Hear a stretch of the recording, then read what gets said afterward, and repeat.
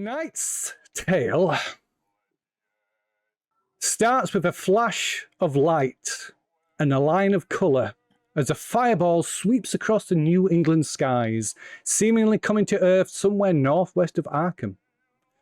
An hour after midnight, few see it pass. An author, alone in his garret, notices it as he draws inspiration from the night sky. Heartened by the sign, he begins afresh. A member of the Arkham Historical Society, bored by essays arguing at length the true year that the witch house was built, looks out, thinks it a strange form of lightning, and then returns to her manuscripts, bored by the night as well. Two students, caught in the midst of the university's botanical gardens, murmur love eternal by its brilliance, but do not even look up at all. Dr. Henry Armitage, unable to sleep because of worries distinctly separate from matters astronomical, hears the soft hiss of its passage, spying the fireball as he strolls the dark streets near his home. The green-gold circle of fire glides overhead and disappears to the northwest beyond the hills, briefly dimming the fall sky, or the winter sky, because it's February, it's not actually fall. Given his state of mind, he's immune to its beauty. Only its mystery seizes him.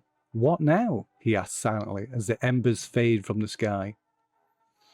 A man of quick wits, Armitage sketches the body's apparent path against a few bright fixed stars, then hurries up Garrison Street to the faculty graduate residences on the university grounds. There he wakens a cursing porter who summons the sleepy Dr. Morris Billings, youthful head and, in fact, sole member of Miskatonic's Department of Astronomy.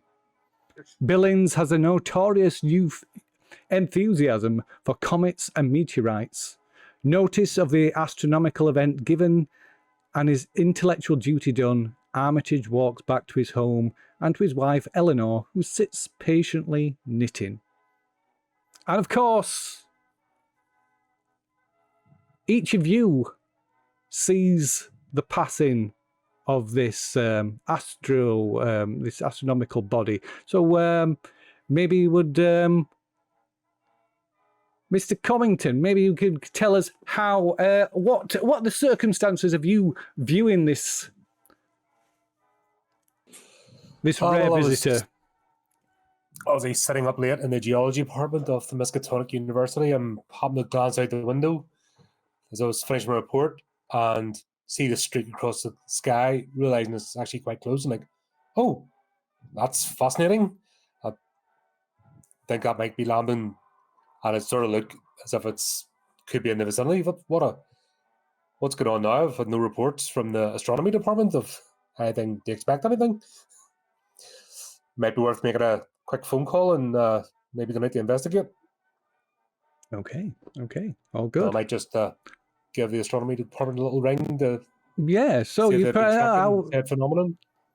Yeah, so you probably get after the phone, you let the phone ring for a while. You probably get an excited Mr. Professor Billings on the phone, who excitedly tells you about this sighting, and his plans. Perhaps is even already putting together his plans for a search to try and find potential fragments of the meteorite. Well, obviously, I offered to get the sample gathering kit and assist if needs be. Okay. So, Mr. Ruthin, how is it that you come to notice this traveller across the night skies? Well, Sam probably in a disagreement with a bowman of some description, and is demonstrating with him as he gets down on the streets and is just about to probably draw on the man. Really remembers he's in a city where there's respectable folks, and then there's like that green sheen kind of passes over and he looks up and sees this comet streaking in the sky like it was announcing the coming of the Lord himself. And takes his head off in respect, showing his bald head underneath. And Lordy, I wonder where that's gonna land. Oh, yeah, possibly a sign from God, perhaps. A sign from God. Oh, and what about Mr. McGee? Yeah, I was on the way home from a bar really late at night. I was taking a leisurely stroll, and I'd had several skinfuls because of being out of work and unemployed after all of this commotion that happened last time. I was feeling a bit run down on my luck, so I was a bit tipsy. And yeah, as I looked up into the sky, I saw this thing blazing across it. At first, I thought it was just the alcohol. But now Very good. yeah, it wasn't. Okay. All right, and finally, Mr. Ansel. I've been out in my back garden testing out some aperture settings for late night photography. When obviously this has happened now, what are the chances of me managing to get a snap of this going across? Well, give us a photography check. There we go. Art photography, I believe. Oh, there we go. So it's so maybe it's not your best. So you managed to snap off a quick shot. So maybe it's not your best. You'll obviously have to wait until. So it's probably just gone across the corner. Yeah. I mean, you'll have to wait until you get it developed. But at least you're pretty sure you managed to get it in frame before it streaks across the sky and out of it and disappears from view. Get it developed. I don't take my photographs to boots, dear fellow. I was meaning the corner. Almost a higher skill in chemistry as I do in photography. I develop all of my own photographs. Oh well, this is what I was assuming, that you had you're developing it yourself, not taking it to the local chemist or pharmacy or whatever it is. Boots. Okay. So by 5 a.m., coffee cup in hand, Billings types out in best two-finger fashion a short feature story for the Arkham Advertiser. And later that morning, over breakfast, you are reading this very same article as Arkham buzzes with the talk of this amazing event, though few actually saw it pass. Claiming to have seen the bollard, not a bollard, well, it's definitely not a bollard. Claiming to have seen the bollard instantly grants such status that already dozens of conflicting tales construe monstrous fireballs flitting past in all directions of the compass. So this is the newspaper article that is that you'll read at your breakfast table.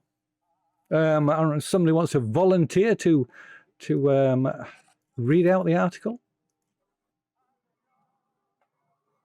Come on. Okay, right on. Fireball over Arkham. Interplanetary visitor startles our town. By Dr. Morris Billings, Department of Astronomy, Miskatonic University. A rare spectacle visited Arkham last night at around 1:15 a.m. It was a fireball, a meteor large enough to possibly have burnt its way through our atmosphere and come to rest on Earth. Observers as far away as Portland and Farmington report seeing the flaming path. Our visitor may have left evidence of itself. For how you can help to find it, read further in this article. Those fortunate enough to have seen the event commented upon the subtle greens and golds of its fires. Some heard low whistlings or hissings. One man in Nashua?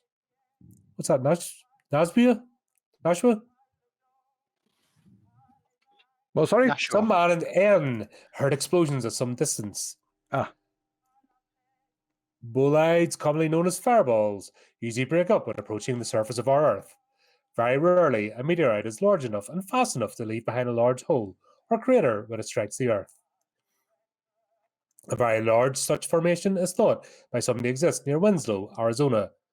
Residents may recall the Great Fireball of 1913, which was seen disintegrating along its path from Saskatchewan, and then end up Bermuda. Good luck with that. Fucking hell. I think I've been stitched up. Many meteors fall towards the Earth, but few survive the terrible jolts and frictions caused by colliding with our atmosphere. Those that do survive offer important scientific knowledge about our solar system and perhaps about its history. Fireball hunters wanted. I'm arranging a search for fragments of last night's fireball. To avoid duplication of effort and to receive special instructions, interested citizens should contact me at the Department of Astronomy at Miskatonic University to receive their search assignments. We especially hope that owners of automobiles can volunteer. Speeding fighting remnants of the bolide is imperative since each passing hour increases the chance of contamination from the natural elements. Volunteers will be told how to look for fragments and assigned areas in which to search in order to avoid duplication of effort. Discovered meteorites will be placed on exhibit at the university with full credits given to its discoverers. I recently saw the collection of the natural historian Homfensen in Vienna, Austria, and the effect is one which would make the town and university proud. But they managed to get that just faded enough to start squinting. Yeah. So, obviously, you are all, for your own reasons, you're all intrigued by this event and this call for volunteers. So you all find yourselves at 3 p.m. the next day, which I believe is a Saturday. Yes, it is indeed. Saturday, the 11th of September. It is autumn. We've skipped forward to autumn. So you find yourself at 3 p.m. in the lecture hall S111 at Miskatonic University. So as you make your way into this boxy, mahogany-lined amphitheatre, so we go. You find there must be at least 90 people filling the amphitheatre, and the place is abuzz with conversations of interest in last night's events and expectations of what people may find. So I think we'll go to each of you again, and to find out why have you what personal interest have you? Why have you come to volunteer in this search for fragments of this meteorite, Mr. Cobington? Goes with the territory. Obviously, there's potential for research to look at the elements from the meteorite and compare it against data of previous discoveries on Earth. So work out our geological pattern, how much of it is here or how much of it originates from outer space, and what has that effect had on the landscape. So just a potential for funding further research for the department. And it's not every day you get to see a live meteorite land on Earth, as the good professor stated in his article. It is not. It is not. A rare occurrence indeed. Okay. Are you some sort of geologist? I am. Yeah, so perhaps you can introduce, as well as that, maybe it's a good opportunity to introduce your character. Tell us a little bit about you and perhaps your appearance, what people would see when they meet you when they see you in the auditorium. Sort of Alan Comington. He's a middle-aged, sort of wary-looking man. He's a researcher at the Miskatonic University. God, all my backstory's disappeared from the character sheet.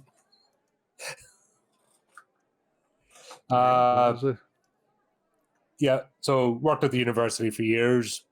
Keen member of staff, enjoys his work.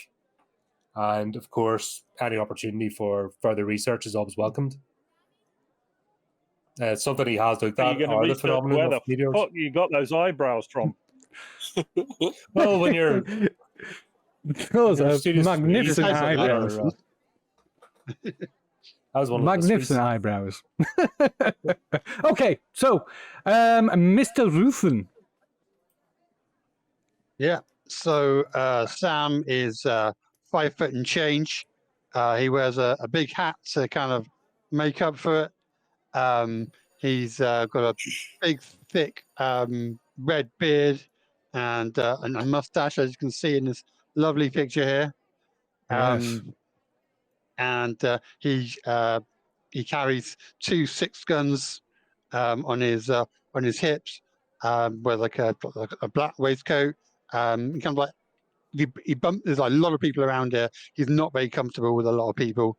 Every now and then, like he'll accidentally bump into someone and like turn and wheel on them as if he's about to, well, not quite draw on them, but certainly take them up on what they've been doing. And he's here because he knows rocks. He's just come out from the from the Gold Coast, and also he thinks this could be a religious sign as well. So he's really keen to kind of investigate what this is. Maybe it's a new precious metal that the Almighty seem fit to bestow upon the people of America. Oh yeah. Maybe it's a sign from God in you, giving you direction for maybe a more personal search that you're on as well. Who knows? And maybe that as well. Yeah. Who knows? Okay, and so Mr. McGee, I imagine Mr. McGee and Mr. Ansel are here together since they already know each other. So which out of the two of you wishes to go first to explain why? What's your motivation for being here? Well, I had a very exciting night last night, obviously with the comet and stuff, and I've got a photograph which I thought I'd bring along to share with your man from the university. I noticed the column in his newspaper, but what it didn't have, noticeably, was any sort of illustration or photograph of said comet, which would be available for a small fee, a very small fee, a tiny fee, really cheap. And obviously, if I could find part of the comet to go with it, a double photo of the comet itself and the actual sort of pieces that we found, I suspect that the price that I could get for that picture might go up slightly to almost threepence. Very exciting. Yes. Not self-serving at all. Yes. Glory. Pick one. And what about Mr. McGee, who was So he came because I told him to. Yeah, I was just going to say because you dragged him along. He drove.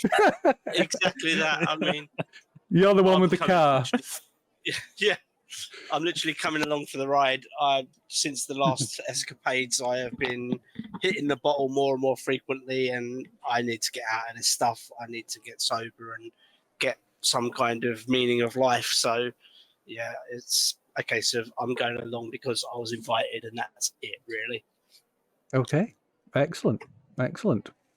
So, like I said, the auditorium is abuzz with expectations and anticipation of the events that are unfolding, and it's probably a good 5-10 minutes or more before Professor Billings finally appears.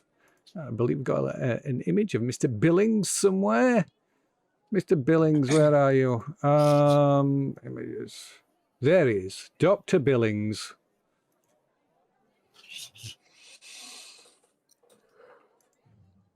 Dr. Billings. Looks like a serious individual. Ooh. Yeah. Okay, he's quite so. Yeah, Mr. Billings finally appears. He's a rather short, thin, quite nervous-looking young man with wire-rimmed glasses. He wears a neat, rather conservative suit cut in the latest Cambridge fashions, and straightening his tie, wondering in the back of his mind what his fellows at nearby universities are up to. He begins. He kind of waits. He kind of clears his throat, trying to raise his voice above the commotion in the room. And finally, the gathered crowd quietens down. And Dr. Billings speaks. And you're all surprised to hear his voice is quite comically high.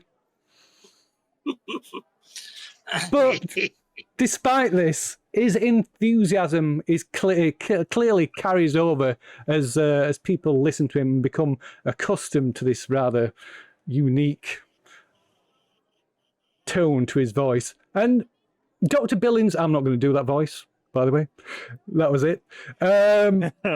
Dr. Billings explains to the gathered crowd, to his audience, what a fireball is. Why it is more likely that meteors fall after midnight, and why the fireball's orbital characteristics seem to rule out our origin in the well-known Draconid or Orionid meteor showers, why some observers saw the fireball wobble. Sinuous motion in bolides seems to be caused by fragments falling away from the main body and thereby altering its flight stability. That would have been good in his voice, though.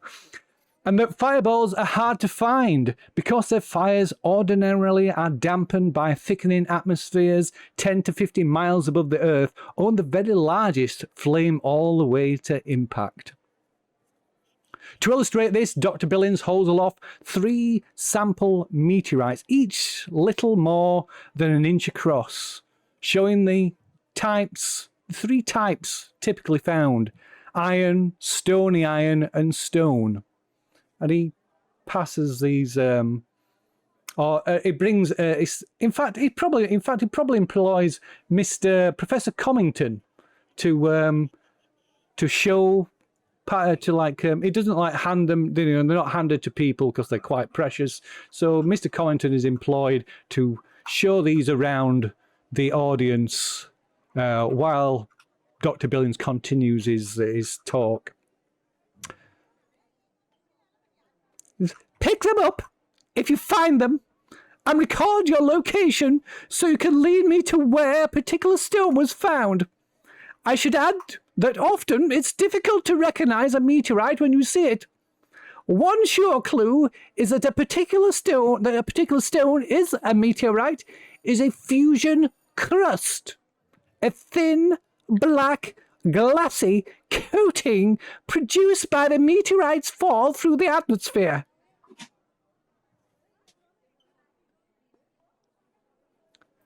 So on a map of New England, he traces the apparent path of the bolide and indicates an area south and west of Nashua, New Hampshire, as the most likely area of impact, and on the basis of who have access to automobiles, begins passing out geographic assignments.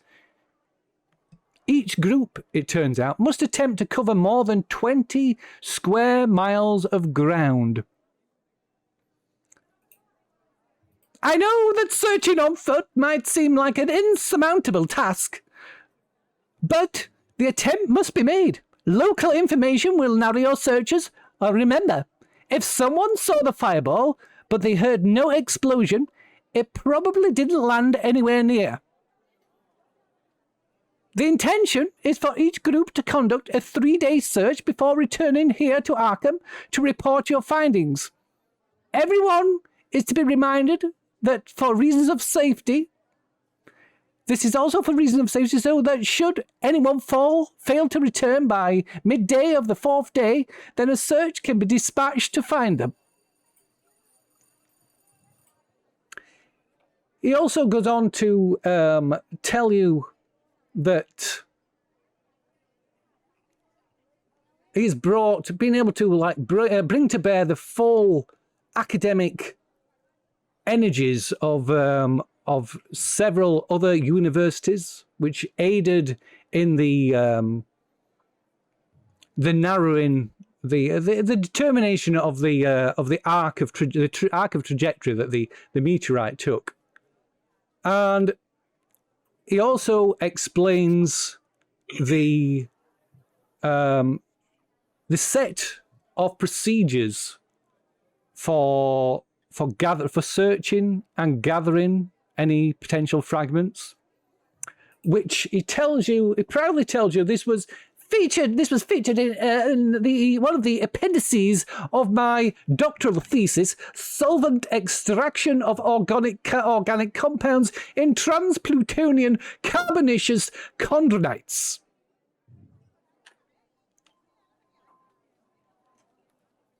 And last night's bolide represents not only a chance for new scientific discovery, but the confirmation of further research and expeditions.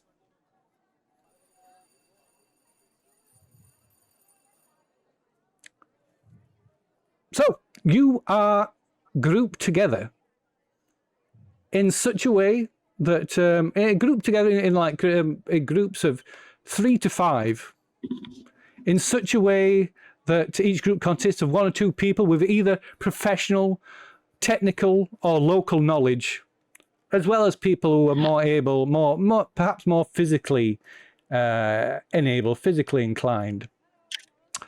And then each group is then assigned an area. You are provided, each group is provided with appropriate equipment, a tent, camping gear, tinned foodstuffs for several days, a general small-scale map of the search area allotted to you, and 1 or 2 copies of the Arkham Advertiser containing the article. Because as Dr. Billings points out, anyone living out in the country who even if they subscribe to a newspaper delivery, they will receive it by mail, and so will not have seen the news story, as it will probably take their subscription to a newspaper is they probably get a newspaper like 2 to 3 days after it's been published. And also, isolated homes have no access to telephones. They are also he tells the gathered group of gathered volunteers that if anybody has any reasonable requests, he was more than happy to try and meet those requests.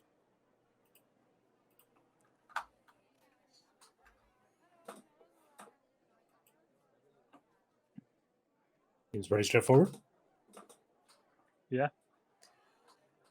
What could possibly go wrong? Can you not put me in the same group as that weird beardy fella? Because he looks a bit odd. You have been put in the same group as the weird bearded fellow. So your group is Mr. Comington from the geology department, Mr. Ruthin, who is being put in the group because Dr. Billings has learned that he has nobody else wants him. that he has rather unique on the ground, hands-on experience of geology in a rather in his own unique way.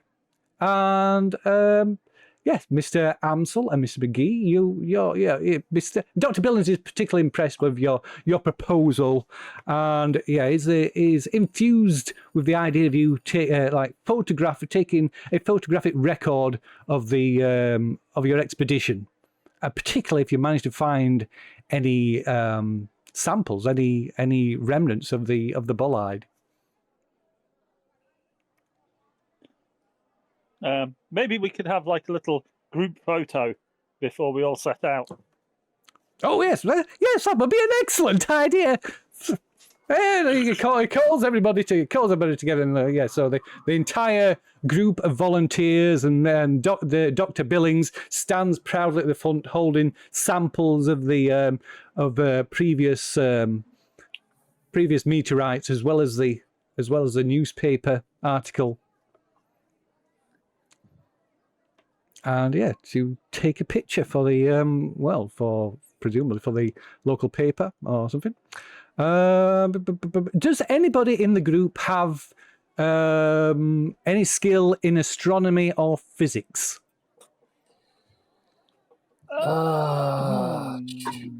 No, did not think about that. No, No. chemistry is as Put it all in geology. close as I get. Okay. Well, I guess So is so since you're a faculty, Navigate. since you're a faculty member, Mr. Is it Professor Comington or Dr. Comington? Probably doctor, I'd say. No, actually, university would be a professor, wouldn't it?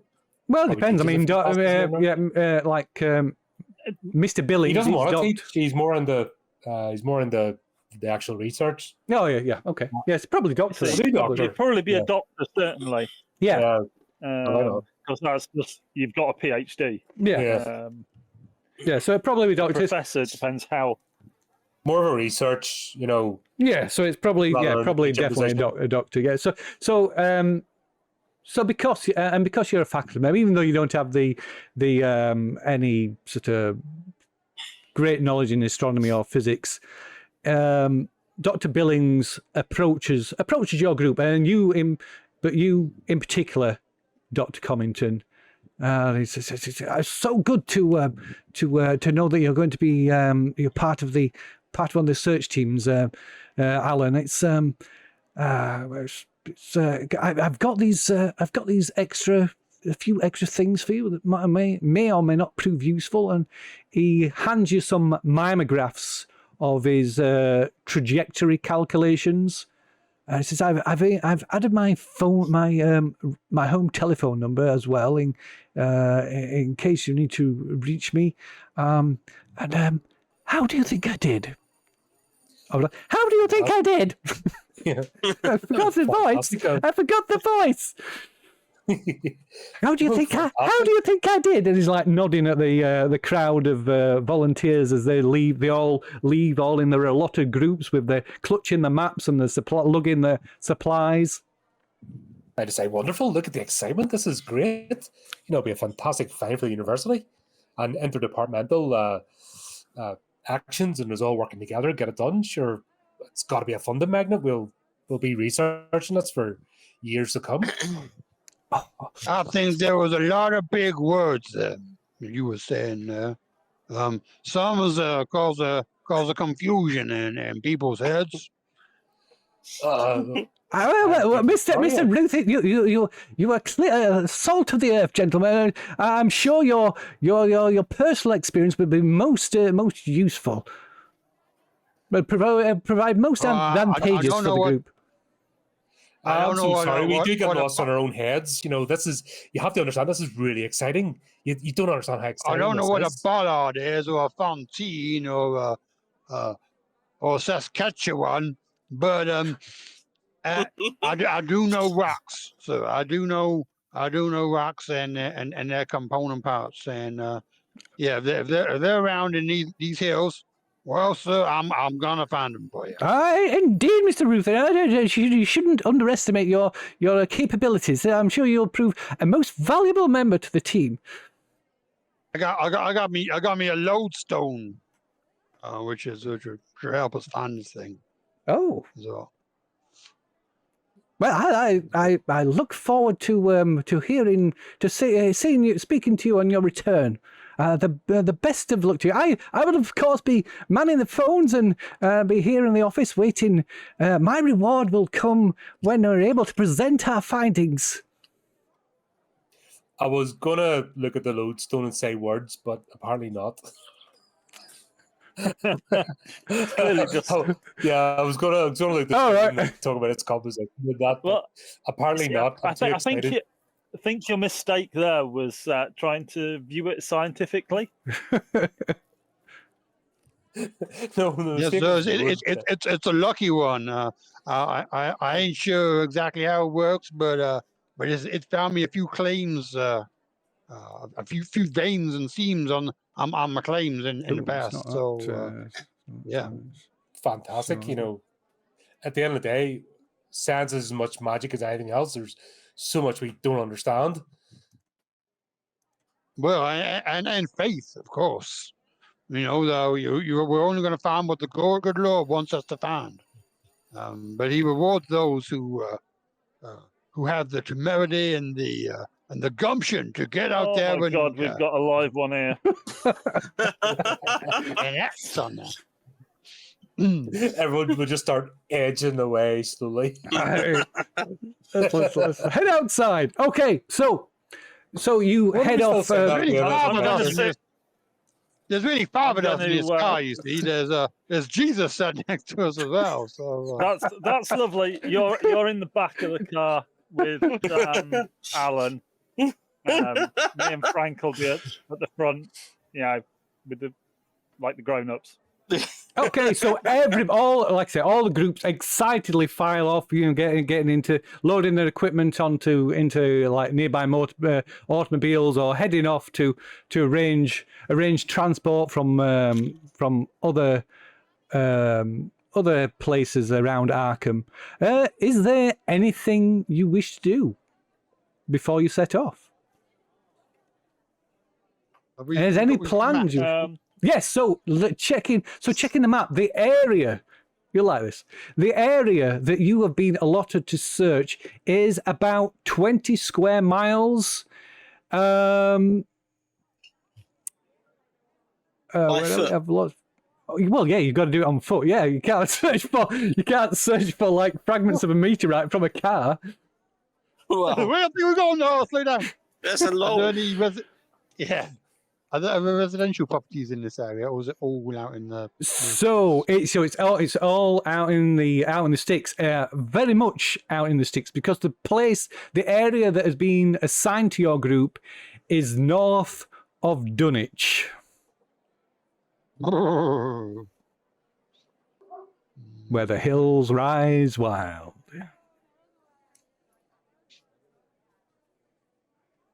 So, And we've got like camping equipment and food Yes, and yeah. whatnot. So yeah, so to reach, even by car, to reach the area, where you'll be searched, it'll probably take about a day. I mean, and the idea is to maybe less than that if you just drive straight there. But the intention is, you can ask, make inquiries as to locals along the way for to see if there's any clues or any sightings to back up to point in the right direction and so forth. What was those mimeograph things that he showed you there, Adam? Also, Mr. Challoner. Oh, just the observatory last night when I called them, they were tracking this. So this is basically just an idea of where we can sort of hone into. So I'll do stuff and line up the map to maybe start there and work our way out. Unfortunately, Can those numbers there narrow down our search, or are we still stuck on a 20 no, mile that's the radius? idea. Obviously, it's not exact, or else we wouldn't have to go send out too many people would know exactly where it lands, but that gives advantage over other parties. So from this mammograph, I can extrapolate on the map, yeah? Well, yeah. I mean, is giving it you more from a point of view of that he thought it might be a professional interest. I mean, this is what they've used. This is like all the statistics, all the work, all the like technical details and numbers, calculations have made to plot the arc of trajectory, which is given you your which has led to the area that you've been given to search, and everybody else. So it's not necessarily going to have any practical use because you've been given. It's not going to affect the area that you've been allotted to search. It's kind of like I say, it's giving it you more, giving it to you more as like a professional, excited and thought it might be of professional interest from an academic point of view. Unless you can do better calculations than he did and narrow it down even further. Well, we'll see signs when we get there. Obviously, the directed rock, there's chances of it maybe hitting trees. We'll see as it's come down. So it's important to look us up as on the ground itself. So I think we've got a good spot to look in anyway. So first thing I suppose, get there and we'll start plotting out and just do it systematically. It's the way to go about it. So yeah, so you've been. I'm a stop at the last conurbation before we enter that area, just to see if there are any witnesses who also saw this thing coming down. No, it's supposed to be get there first. Pick our starting point, and then the ground will tell us better how we're going to go about this. So yeah, you're being given You'd like hope the locals would notice a ball of fire. Yes, indeed. So they might be able to. We're going to find the meteorite, and it's going to eat us. Come on. It's going to have tentacles. That big. It's that big. So, what's the with teeth? That's right in my head. So you're being given like sort of Dr. Billings is giving you a rough a rough course, a quick course on how on like a procedure of searching for the meteorite. Obviously you're moving in formation. You'll be like moving a line. You want to be space, quite some space between. There's no point just being like walking within a few feet of each other. That would be the ideal situation if the numbers were far greater, but obviously you can't. So you got to like widen your search area to kind of sort of balance your chances out. So you're going to be looking mainly at the ground because that's where you're going to think. But there's other telltale signs you're going to be looking for, like Dr. Comington said, like possible damage to trees, signs of a recent isolated fire or burning, or obviously small craters at the ground. So you're not expecting Dr. Billings is not expecting you to find large fragments. You're essentially looking for things for samples about the same as the one that he showed the audience. They're going to maybe a few inches across, if that. Okay. Bit of a needle in a haystack. Yes, it is. Well, as he admitted, it is the chances are slim, but it is too good an opportunity to pass up, not to at least make the that effort, even though the odds are aren't in. The odds of finding anything aren't 1,000,000 to 1. Yeah, quite. The odds are quite bad, but the opportunity, the scientific the scientific opportunity is too good to pass up, even if the odds are pretty low. But still, they come. Yes, indeed.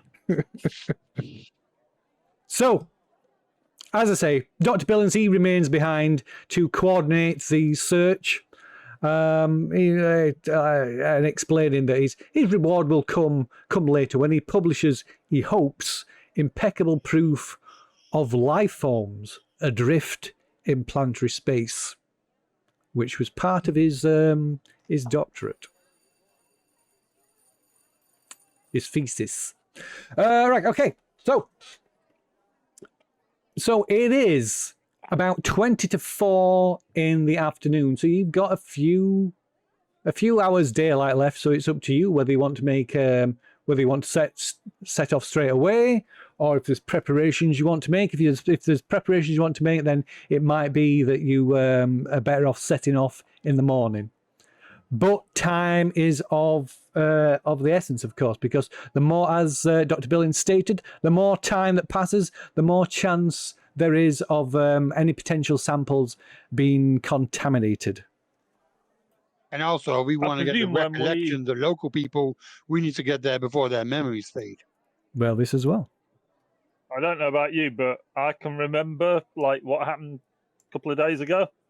But you know, I'm a sober man. I'm assuming that when we came here, we knew what the crack was, that we were going to be Yes. sent off Yes. hunting. So we'll have known like a couple of days change of clothes and what have you. Those of us that own a change of clothes. Yeah. Yes. One. I would presume so. Yes. I got 3 days left on these pants. At which point, to be honest, we might as well. If we've got food provisions, Like sauce. I've brought my camera stuff with me. We've brought, change of clothes in the car. We might as well head off, I would have thought. There's no point dilly-dallying. Okay. Oh, slowing down. Okay. Righty, Odin. So, who's? Oh, it's Frank is driving, isn't he? Frank will do most of the driving. I'll just spell him when he gets tired. Okay. So shall we say it take? You probably have to gather a few things together. You got to load up the car. So it's probably just gone, or just after 4 o'clock that afternoon, when you finally get underway. And you take the road, the Dunwich Road, out of Arkham, west or southwest out of Arkham. I haven't got the map in front of me, so I'm guessing. I opened a tin of beans in the back of the van, back of the car.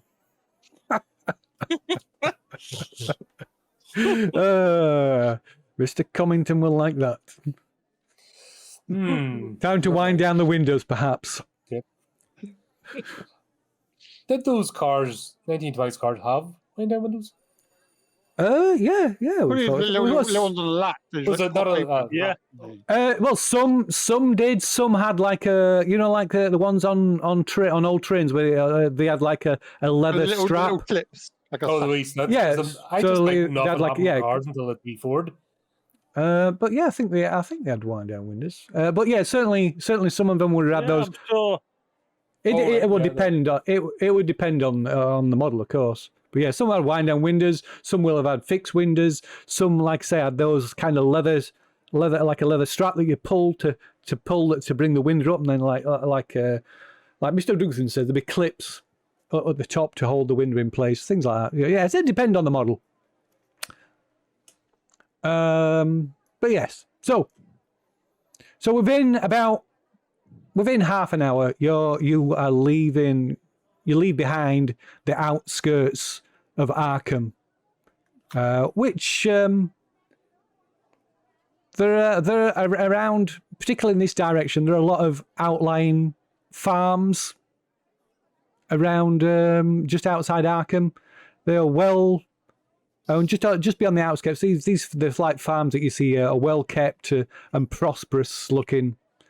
But as you drive further afield, further from Arkham into the from the main road, taking this side road that leads you off towards Dunwich.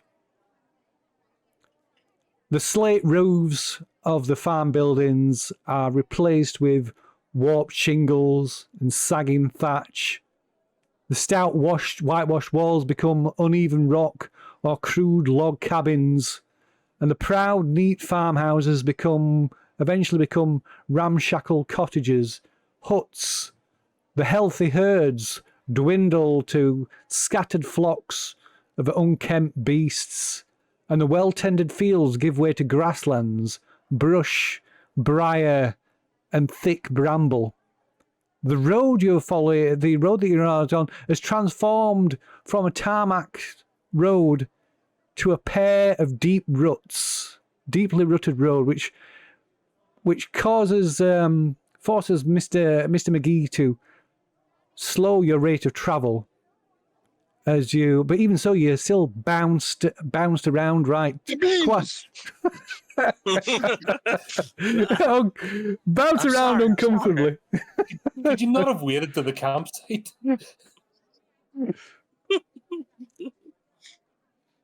So there's many bouncing and floundering around. There's quite a lot of the road passes over like rivers, quite a few rivers and wide and streams. And at first, there's mainly those covered wooden bridges. But as you draw closer and closer to Dunwich, they give way to stony fords and little more than sandbanks of uncertain stability that you are forced to cross in the car. With recent rains this over the past few weeks, this progress is hindered all the more.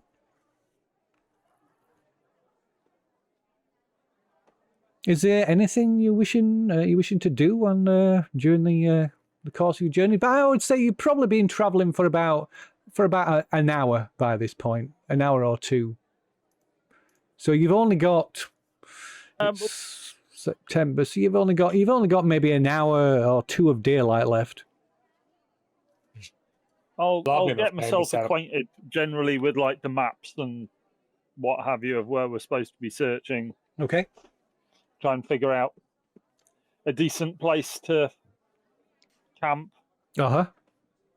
Are there any towns, villages So in there our are. area? So the map, the map is more topographic map than anything else. There are no reliable like road maps. Maps generally are done put together county by county. So because of this, there are no sort of reliable, sort of detailed maps. The map that you do have, the only real habitation or like settlement it shows is the actual town of Dunwich, but that lies quite some hours distant. Some hours distant to the.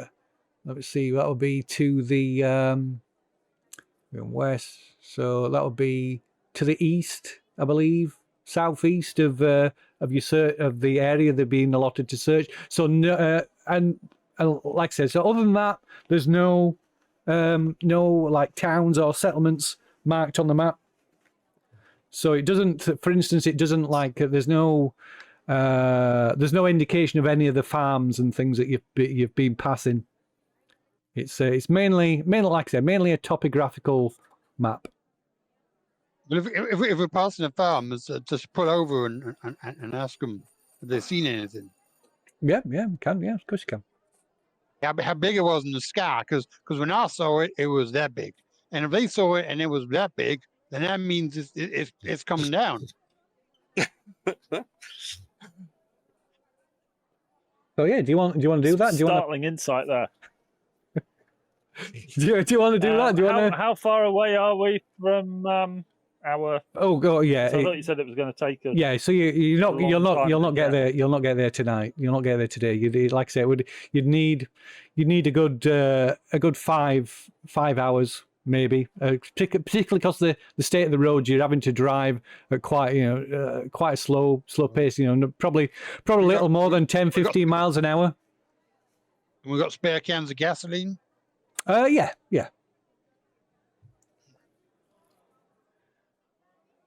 So do you want to stop and inquire of any of the locals and on your way, or? Well, does Mr. Beansboy need a toilet yet?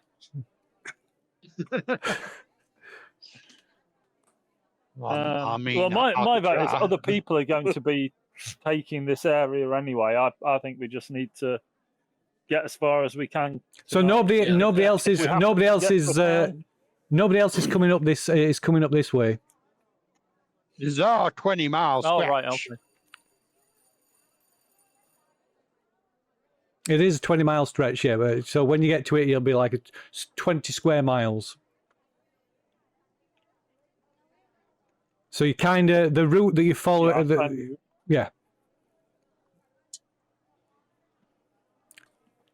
I would say let's go to the I'm start just a point. passenger here. I mean, it's up to the driver to decide. I'm thinking we'll get to the start point, and if there's any buildings maybe near that, we can ask. Yeah. Because we'll end up just. There's no point starting to ask around, an hour away from. It's just they get in. They just get in left from where we're supposed to be going. They just get in less frequent as we keep going, and I don't. Every time I see a farm, I keep thinking that's the last one we're gonna see. So. Yeah, but it's 5 hours before where we're supposed to be actually looking. Yeah. Okay. So people are an hour away from Arkham aren't going to have seen much different to what we saw last night. Okay. I'm fine with cracking on. Okay. As you wish. As you wish. So crack on until it gets, too dark to drive safely.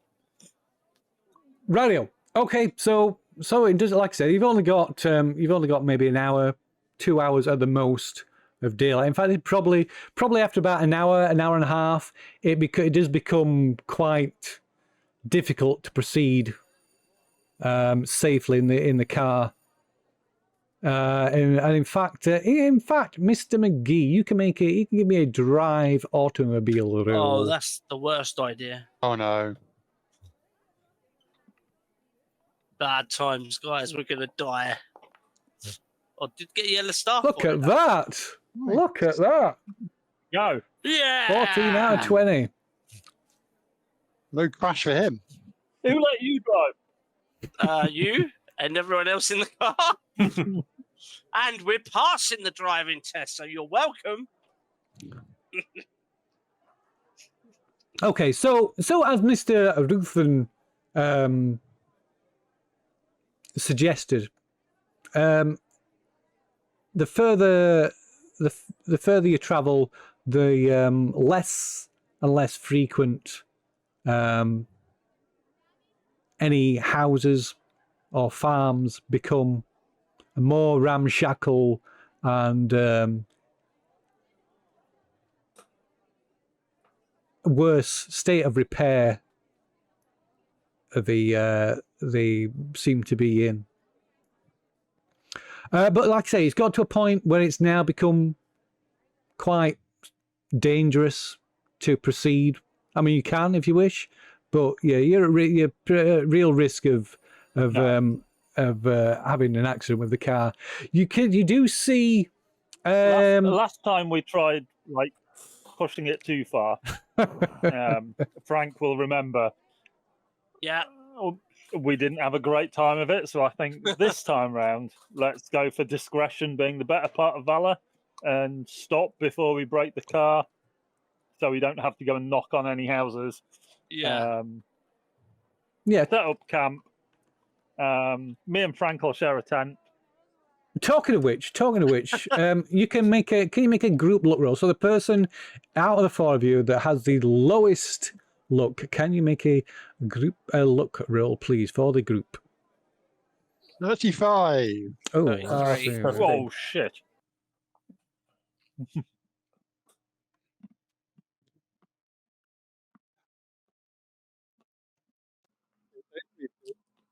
Is 35 the winner? Oh, I suspect so. Stuart, hello. Hear me? Yeah. Yep, can hear you. What's Why? what's Frank got? 33. What's his 33? Oh wow. So I guess it's Frank then that's making the group. Wait a minute, that's probably App saying is a there we go. 40, so he failed the I'll luck roll. spend Right. luck. You've been looking at luck roll. That would just make your roll even worse, though, wouldn't it? Okay, so yeah, in the failing light, you see there's a farm, a group of farm buildings, just a short way ahead, maybe less than a quarter mile further ahead on the road. You can see like lights from the windows, smoke from the chimneys. I don't understand why you gentlemen are so reluctant to go and stop in the stranger's house and ask them what they've seen.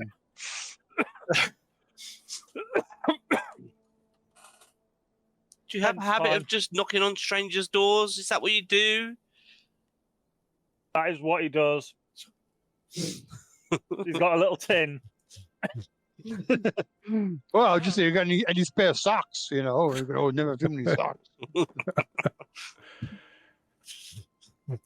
So, what are you doing? Like I said, there's a farm just a short way ahead, or it's up to you. You can just pull over and pitch tent. Have we been driving for a few hours by now then? Oh yes. It's like I say, it is. It's after 6 o'clock now. It's probably about 6:30. So you, I think you're coming to a at the halt. cusp of pulling over and setting up camp anyway. Yes. So maybe the farmer will let us set up in his field. Well, one without Maybe the bow. we should drive for another 10 minutes, quarter of an hour. So we're nicely away from this farmhouse where only bad things can happen. Maybe he'll let us stay in his barn, you know. You go and knock on his door on your own and go and find out. I don't mind having those conversations. Take that tin of beans with you and all.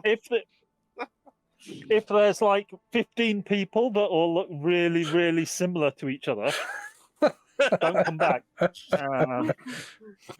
Well, I can't say the choice of the breeding stock's particularly diverse in this part of the world. So it's very, very likely they look very similar to each other on account of being related. But yeah. So I guess if anyone else, I guess I get out the car and walk up to the ask door. their name as well. No one's coming with me. I got it. If it's Goodman, send up a flare or something. Got something against the Jews, have we, sir? And we'll just drive off and leave you. Okay, so I'm not happy with this idea, by the way. I want it on record that I think this is a terrible idea. Okay, so you're letting Mr. Ruthen go by himself, or is anybody accompanying Mr. Ruthen? I'll go with him. I'm wondering. These two in the front seem to be very jittery for some reason. Almost traumatized. Yeah, because you weren't in the character wasn't anyway.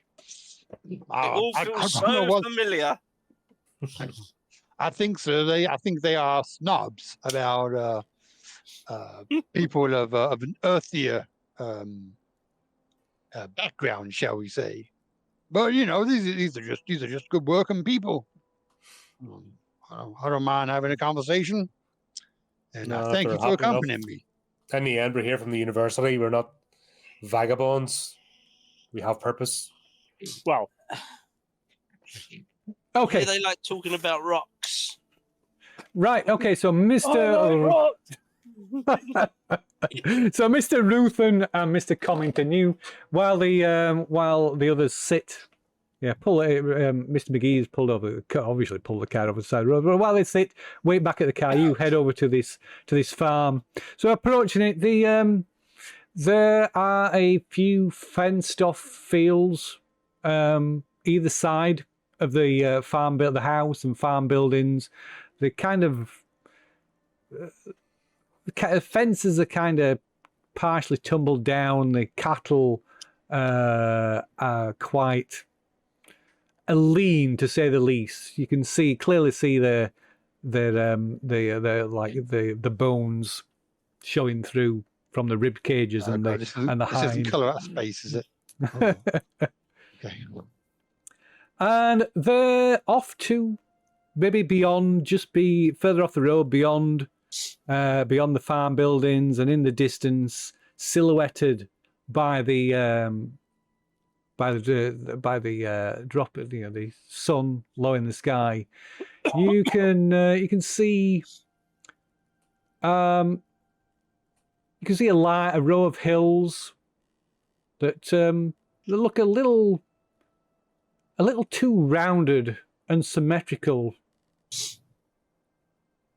That for some reason it makes you feel a little ill at ease. You can't quite put your finger on why, but it's just, they seem Sanity roll for looking at hills. they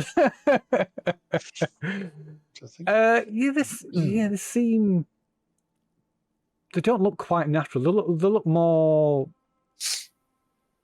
man-made than naturally formed hills. They look too, like I say, too symmetrical, too round, and particularly queer is you can make out the circles of tall stone pillars that crown several of these hills. And perhaps distracted by this sight, you fail to notice the two men sat on the porch of the farmhouse. So, what are you folks doing round here? Don't beg your pardon, sir. Is that automobile down the road yours? Oh, we were only temporarily resting so we could prevail upon your knowledge of this local area. We are embarking on a academic pursuit from the University of Miskatonic, and we are inquiring of local people who may have seen. Max is going to play sound. We're inquiring about the comet that came over last night. Did you by any chance happen to see it? You city folk. You don't look. City folk. I know city folk. I'm just following this comet in case it's divine sense. And the Lord has given me a sign. Oh, you can make a persuade roll. I will let you have a bonus die since you're obviously not a townie. You're obviously more not persuasive either. But let's see how it works out. At the word city folk in such a tone, I sort of step back slightly behind my companion and carry on talking. He hide behind his beard. Yeah. Okay. Oh no, sir, no siree. Okay. Do you want to leave it at that? You can push it, or you can spend luck. It's up to you, of course. You can just leave it as it is. If you're pushing it, we need a reason for your pushing. We're getting lynched, and it goes wrong. We're getting strung up. Why not kick things over? Like. Okay, so I'm trying to push it. That's really more intimidate. Actually, I was going to say I'll put my gun on my holster, but that was the. That would be change it to it. That would change it to an intimidate. Yeah, I mean your persuade chance isn't great, is it? No, it isn't. My intimidate's slightly better, so I think probably led with that. But I was trying to be polite. What you can do? Yeah, I mean you could try and charm him, of course, if you wanted to change the tone. But if I can change it, I will change it into an intimidate. Okay. Take offense at the fact that he said city folk. Because I mean, yeah, that is what I am. I am a hot-headed man. City folk. Born in Yosemite. Well, it's says 5 words. it's entirely up to you, of course. Yes, I'm going to pivot to intimidate. If that's okay. Yeah, that's fine. Yeah, if that's the way you want to take it, you want to be disgruntled. Our first task is going to be hiding 2 dead bodies. What, your own? Yeah. So who has no, he's pretty pulling the gun out. To be fair, no, okay, boy. I'm asking politely. Oh wow! You got no call to be so disrespectful. Here, We just want to know if you've seen that damn comet, the GD comet that came overhead, and you tell us you seen it or not. So, do you want to intimidate roll? Yeah, give us an intimidate roll. You can still use the bonus dice as well because you're clearly not an out of towner. So I'll let you keep the bonus dice. I'm going to spend luck. 4 points of luck. Are the 4 points of luck. chances? Well, technically, you can't spend luck on a pushed roll. Yeah, 'cause it was. It's not pushed. Was it pushed? Okay. Yeah, fine. so it's still put. It's still put. Failed. Yeah, so it's still a push. You can still change the tact of a push roll. So it doesn't have to be the same Fine. skill. Okay, fine. Then it is what it is. They just see this 5'1" man pulling a gun on them. So when I say that, I just put my arm and go, whoa, whoa, whoa. What is this escalating for? My friend. We can draw them. My friend. Okay, my friend. so yeah, as you're doing this, though, one of them picks up picks up a shotgun from the just like leant against the wall at the side of him. Says you threatening me, old timer? You think you are coming on my property and pulling a gun on me? Do you know where you are? I step in front of the colleague. Like, whoa! Let's all take down a notch. There's absolutely no reason for this to escalate. We were just passing by, just hoping to get some information as we carry on work. No reason to trouble you whatsoever, sir. You can give us a fast talk, which is probably really good for a geology professor. Geologist. Oh shit! If I pass this, it'll be amazing. What the second? Right. 5. Okay. Not something I thought I would need in the repertoire. I didn't think I had to be de-escalating wartime scenarios, and wasn't in the job description. I look at rocks. Right. So the other guy sat on the porch. He stands up and says, "I think you better listen to my friend here and get off our property." And the other guy with the shotgun, he pulls back the hammer. That's a fantastic idea, right? Let's go. So we're going to assume we didn't see the comet then. I don't think they did. I don't think I can arrest them. Right. We'll tell the others they didn't see it. That's fine. So yeah, you head off, and as you leaving, walking back to the road, you hear a blast from the shotgun. I mean, they've clearly fired it, aimed the shot above your heads, but they're clearly mean business. Just going to rain down again. Yeah, yeah. Maybe get peppered with a little bit of a little tiny sting, a little peppered with a little bit of buckshot, but it's What? Take them out. Okay, so that was all called for. So Mr. Ansel and Mr. McGee, you hear a shotgun blast, and you can see these two making a hasty retreat from the farm. We're giggling. Just I'm pointing. just go to the car. No, they didn't see anything. We should go. Hate to say I told you so, We but told you. We told you.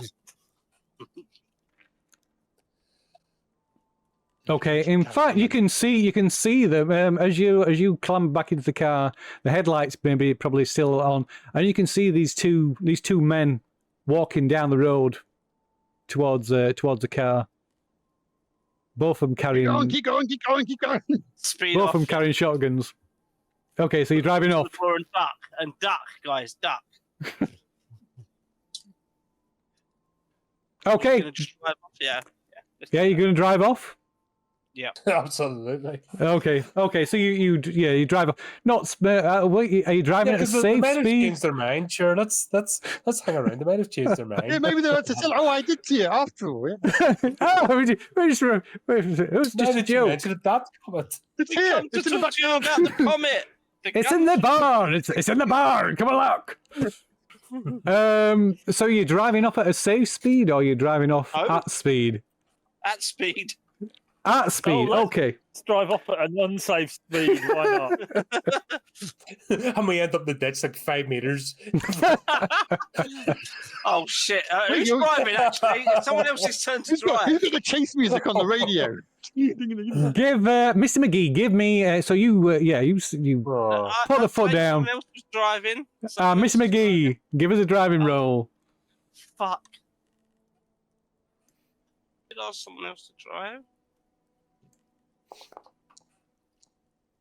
Good. We're good. Oh, No, we're not good. Ooh. 50. So that's I definitely did not. say so far. someone else drive. Okay, so so Mr. McGee, so Frank like puts probably maybe doesn't floor it, but drives off at a less than steady pace, and the car like bounces and rocks and rolls all over the road. And you hear some quite disconcerting noises coming from the car as it like you feel Beans. you feel the bottom of the underside of the car like make contact with the rocky uneven road, but maybe you hear it. Maybe there's another blast from a shotgun, again not really aimed to like hit you, but just to see you're What on the your hell way. did you say to these people? Christ! They're trying to kill you. Talking to some folk. So, they're just liking us for some reason. So. Can't imagine why. I don't It's a think we're going to get mystery. help from the locals around here. Wow, very strange. So how much further do you want to go? Just out of shotgun So we range. can't hear that was, shotguns. Yeah. So what should we say, about a mile, maybe a mile further down the road? Okay. let's go Right. with two. So, okay. Okay. So you bounce your way another maybe a couple of miles down the road, getting thrown about inside the car. It's pretty uncomfortable journey. Maybe jar a few bones till you finally come to a halt where you feel that you've reached a safe distance from these irate locals.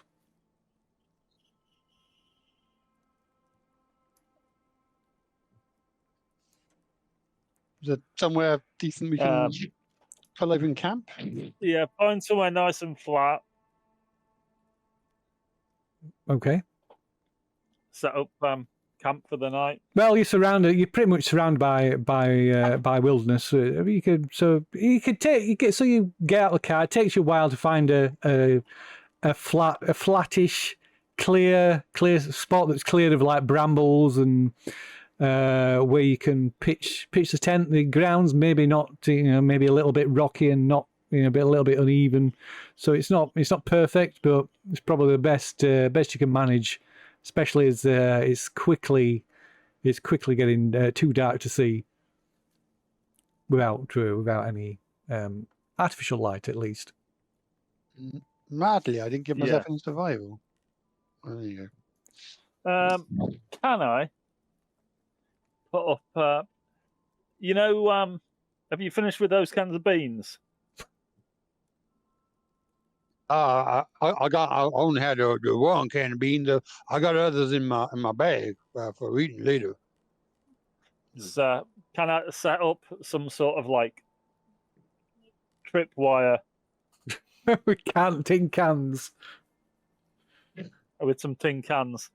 Well, I suppose you'll have a few. Maybe have maybe 2 or 3 extra tin cans after you've had something to eat. You got to, because all the food you've brought is tinned food. The food that you've been provided with is all tinned food. So Yeah, and general rattly shit. okay. Just in case, like wolves and bears and irate locals. Lions and tigers and Rabbits. bears. Oh my. What role would that be? And rabbits. It's an interesting one, isn't it? I See, would. normally it probably would be some sort of survival, but Yeah. I've got 10 in survival. I mean, it's not. I'm not gonna make you make a roll. It's not a particularly hard thing to do, I suppose, is it? Really? I mean, you're just stringing some. Mechanical repair. Yeah, like I say, I'm not going to let you make a roll. Not to set it up. But it'd be more a case if somebody spots it. Because it's no great feat, is it, to tie a piece of string with some cans attached to it. Round a tent peg. Yeah. It's not. Yeah. It doesn't require any great technical skill. Might I suggest, seeing as we are in the wilderness, that we set a watch?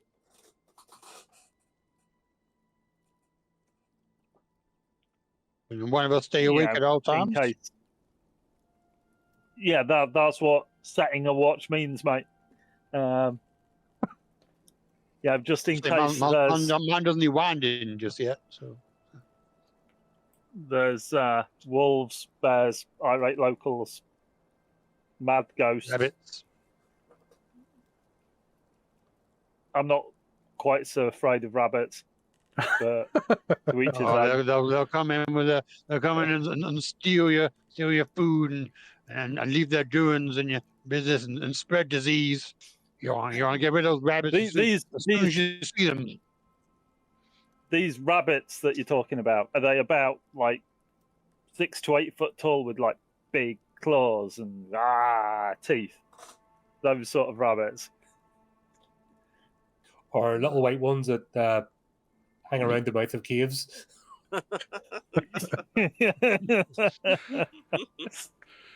Okay. Radio. So. Okay, watch sounds all right. We'll do that. Yeah.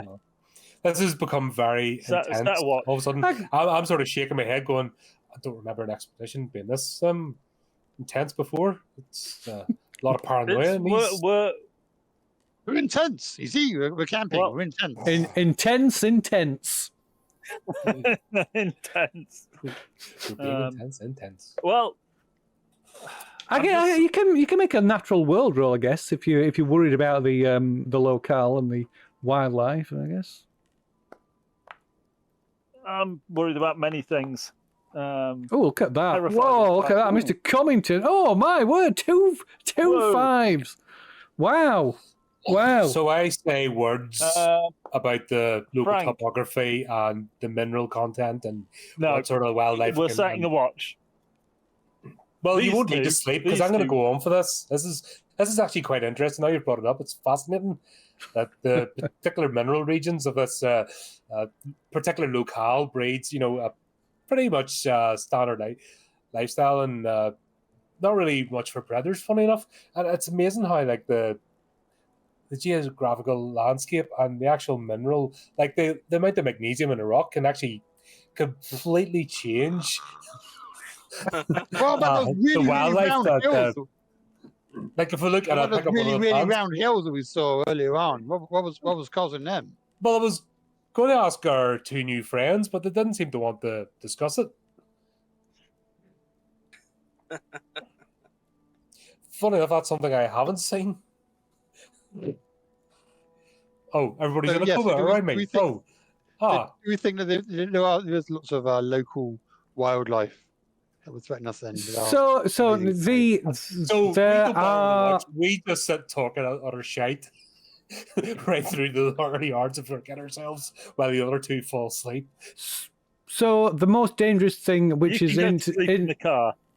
the most dangerous thing, which isn't dangerous, you might get some like lynx, mountain lions. Yeah, but if you set a fire, they'll not. But yeah, they're not usually a threat. I mean, it's not unless they're hungry. They're really sort of like starving. and they're feeling threatened. But at this time of year, yeah, you don't think there's anything that's going to cause you any problems.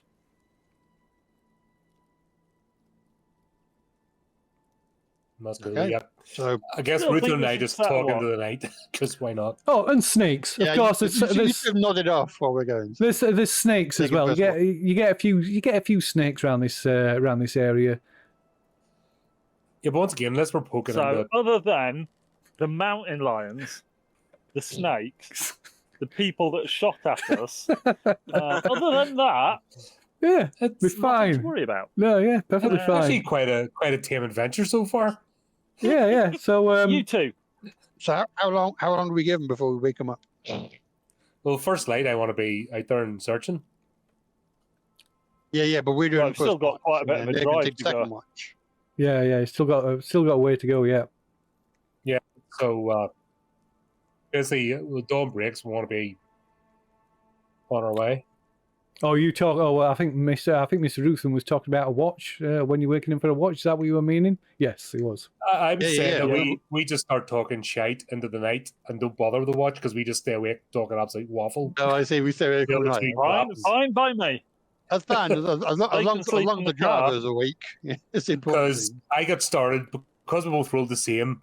I get started and someone got really excited, and Ruthin gets really excited about it, and he starts bringing biblical references as I start bringing scientific, and we just talk shite all night until the sky comes Until up. you fall asleep.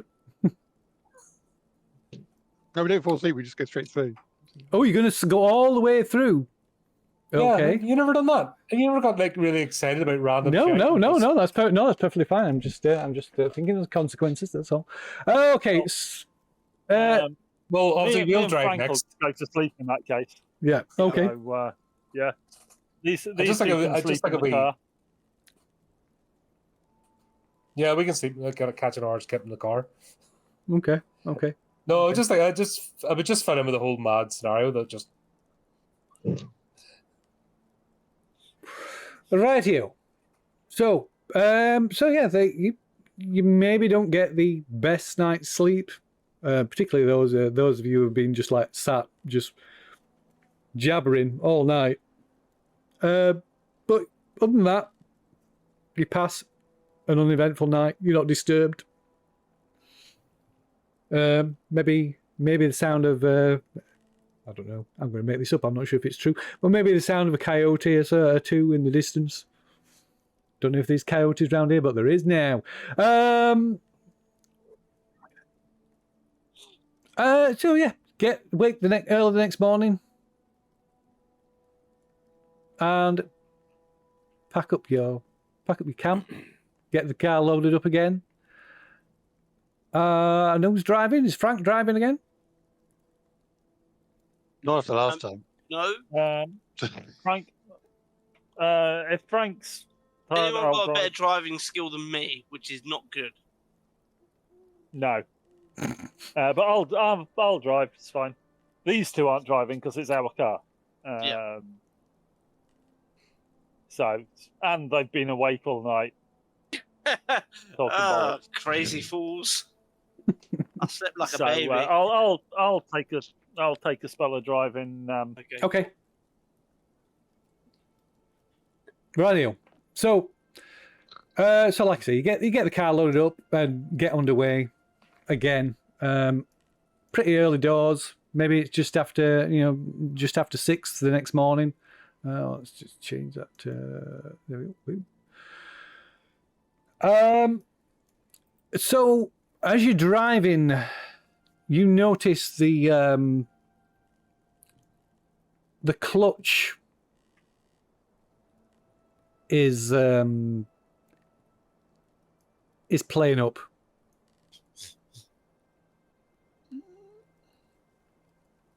I didn't do it. They don't sound right, sir. I don't care. I'm asleep since I get the back of the car next to him. So yeah, Fine. I'll just I'll go steady, keep it in third. Try not to change gear too much. Yeah, so yeah, it's in fact to the point that you struggle to shift up after you've been driving for an hour. You're struggling to shift up from like first gear. Do you have yourself a toolbox in this car, sir? Yeah, cars will have a toolbox Yeah, as standard. they generally came with like a basic toolbox. Yeah. I could have a look under the bonnet for you, sir, if that would help. I use some sort of like traveling mechanic. I have had to make my own arrangements when using devices. So yes, an engine is welcome. not unfamiliar. Be my guest. So you're pulling over them. Yeah, I guess so. Look at you, little girl. Okay. So I'm gonna stand over him and do the whole man thing of like making suggestions as to what it might be. okay. So despite Mr. Ansell's ill-meaning or good-meaning advice, you find it is indeed the clutch is been damaged, but it might be possible to repair it if you want to make a mechanical repair roll. I will certainly have a go.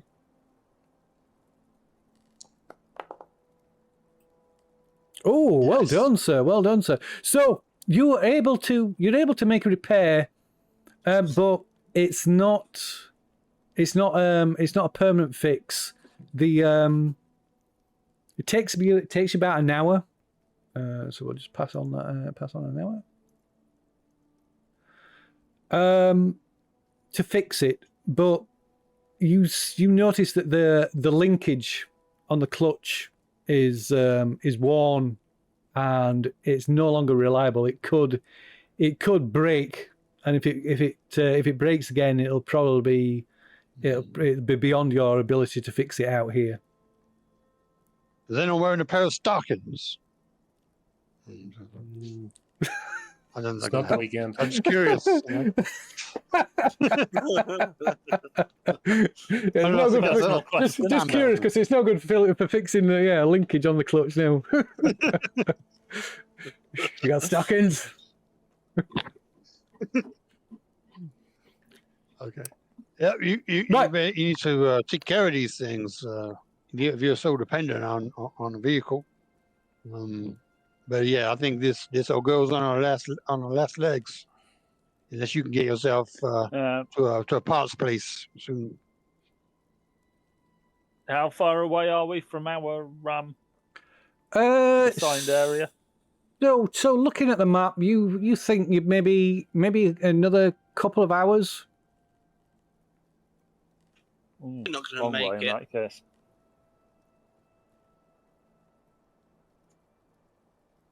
If you're driving at a slow, steady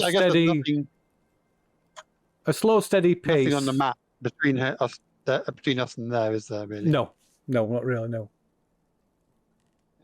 Whether there is or not, you don't know. But certainly nothing on the map. No. Yeah.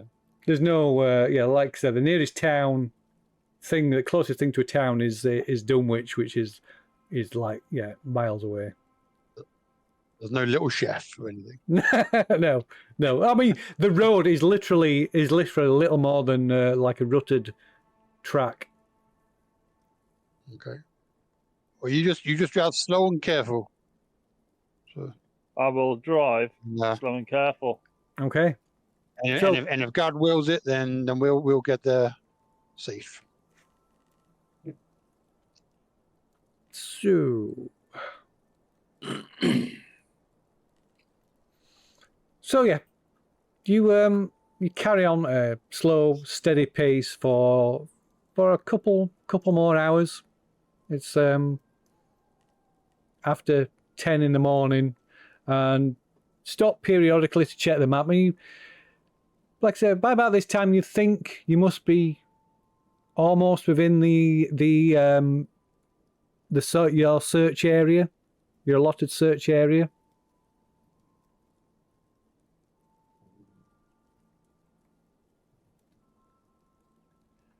Are there any Here we are. fairly obvious topological points of interest in our area that we can navigate against? To what end? To what? To take into your search area, or? Hmm. Mr. Yeah, I would. Mr. Cummington, we're here. You want to look at your numbers and give us a starting point.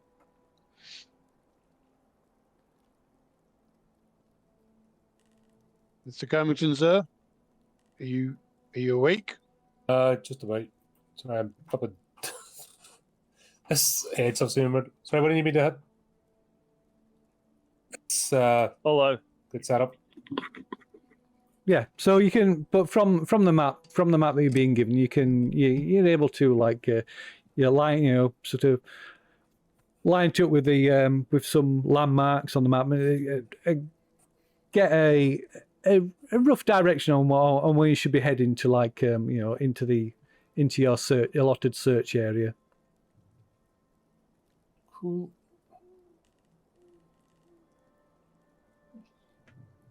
Wouldn't we be as well getting towards the middle of the search area and then walking in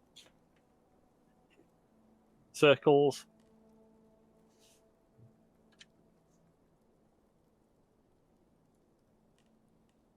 I mean, you're driving, sir.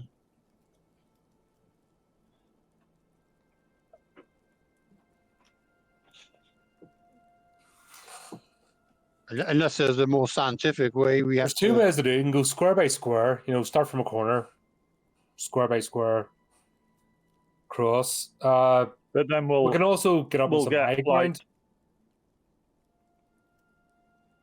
Yeah. Is it square Find area some or high circle ground area? We've got. Like I said, look for signs of anything significant landing. Yeah. Any fire? Any sign of fires or any habitation as well? I If guess. there's woods, if there's breaks in the trees. Stampeded wildlife.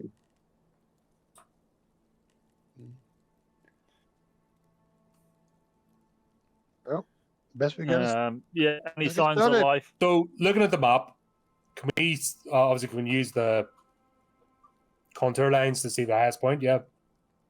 Yeah, well, there's several. They're all, well, pretty much as you can see in the image. The whole area is like hills, ravines, and gullies. So yeah, you could. Yeah, So essentially, what we want to do is go from point to point. Might seem like a bit of a nightmare, but go from peak to peak Mm. and look. Going to the middle and working out is going to take us twice as long. We'll just start from the corner. Left hand, But bottom left corner of the. If we start in the square. middle, we can But we're not driving. we We're can going to go be out a walking. Yeah. ways. Yeah, but if we park in the middle, we can go out a ways. And it might take longer, but we're not going to have to carry 4 or 5 days worth of Right. tinned goods. Yeah, if we can drive to the middle, that would work. But if we're having to walk, So yeah, looking at the map, the road. The road isn't even marked on the map that you're so I'm on. looking at that terrain in the picture in front of us. You're not getting a car there. We're going to have to park. So use the car as a marker.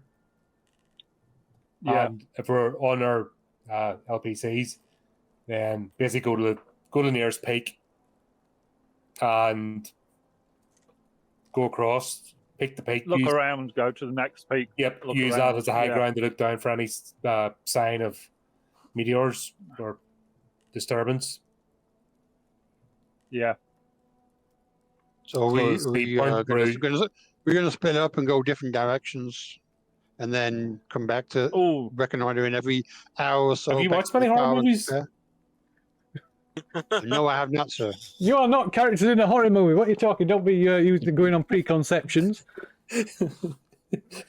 Yeah, seen the latest of Charlie course, Chaplin. The It was minute, the most minute we see moving. the dark wood, we go in one at a time. And yeah, if we see a basement, yeah, we'll go straight there. And of course, we're all going to have premarital sex as soon as possible. Well, that should be Because interesting. Yeah. that'll make sure we're well safe. I'm sure Mr. Ruffin. Continuously, sir. Do you like scary movies? So, what are you doing? I mean, I guess at the moment. There's literally no point us all walking together, looking at the same area. You know, logically, No, but we need to we be should like, go in different directions. yeah, but we need to be maybe not different directions. We just need to be like maybe 50 meters apart. Yeah, we need to be fanned out as we're going. Yeah. So we're not just going to to be peek and look down. We're going to start. If someone shouts. Well, we're looking. Yeah, we're not like police looking for a missing bracelet on a murder scene or anything. You know, we do or walk like 5 feet apart. We want to see first of all larger signs of the crash, like forests and Yeah, it's also we can go to the peak. earlier. And we're That's going to do wonderful. that if we go to different peaks from the car. So I think we should split up, but like say, we'll go out for an hour, different directions, and then come back and reconvene and compare notes. That makes sense for what we're trying to achieve here. I think we're out for the, coming back each time is going to waste. We need to just keep going, like Yeah. just keep going, and system, you know, almost like an S. Yeah, I agree. And when we look at the peak, if there's something there, we can hone in on it. If there's not, then we just need to be spread out and walking our way down to the next peak. And we need to stay inside of each other because hills are dangerous. It is not recommended. Yeah, I mean, someone could fall over and break their ankle or Yep. something. And if you're not within screaming distance, Mr. Ansel, can you give me a spot hidden roll, please? Oh, there we found it. There it is. Well, the car at the minute, the car it's you're lodged still in the radiator. yeah, at the minute you're still driving, you're still following this track, so nobody's like called a halt to the. Well, yes, I can. Okay, so you just in time before you as the conversation's going on, you're just distracted. You look like maybe got the map up on the dash and trying to look. You just before you run straight into him, you spot two trees or large limbs from like large branches that have like fallen from nearby trees across the track.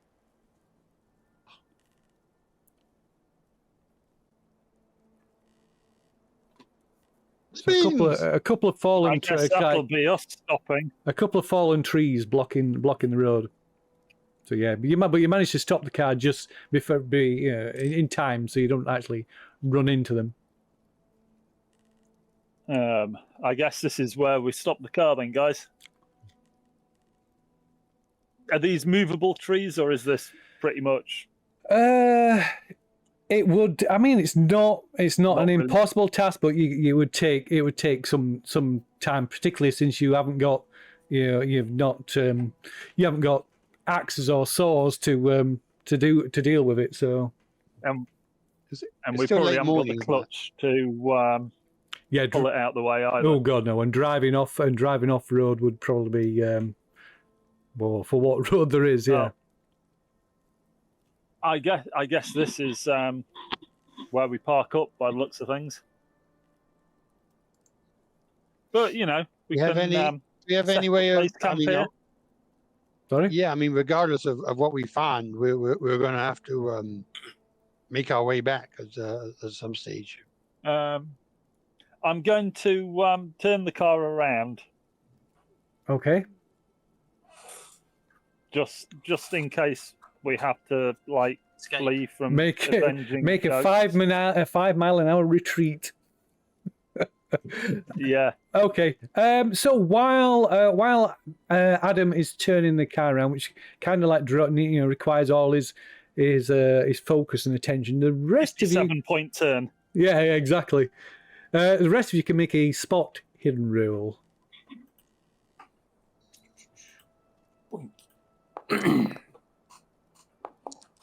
Oh, that might help if I can actually see what you're rolling. Maybe I can't. Okay, so well, Mr. Ruthen's got the best result. So, Mr. Ruthen, you as like I say, as Adam's turned the car around, you see there is actually it's quite overgrown, but there is actually another track leading off to the right, heading deeper into the the search area. Does it head towards a peak? It heads in the I mean there's several peaks, so in the general direction of you can't tell exactly. And Mr. Comington, these fallen trees, they look to you like they were cut down. Very strange. And fuck us with a shotgun.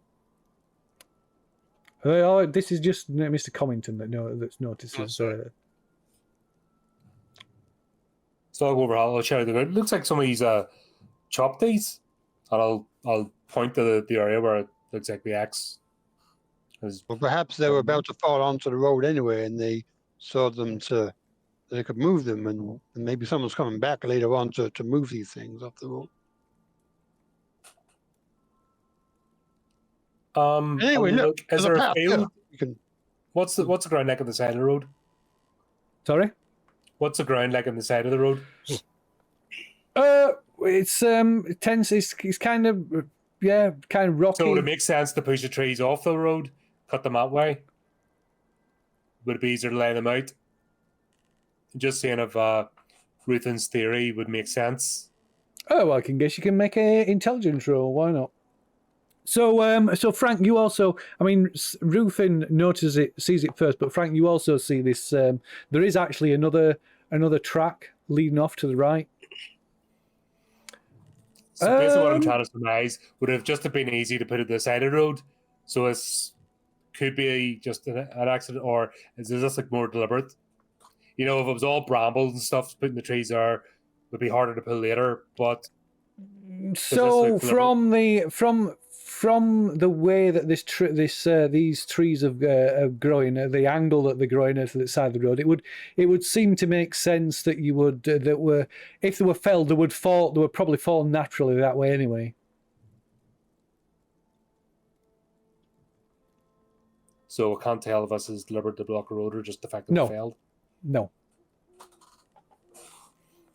Yeah, you make a valid point, my friend. I think maybe last night's making is a bit jittery. Well,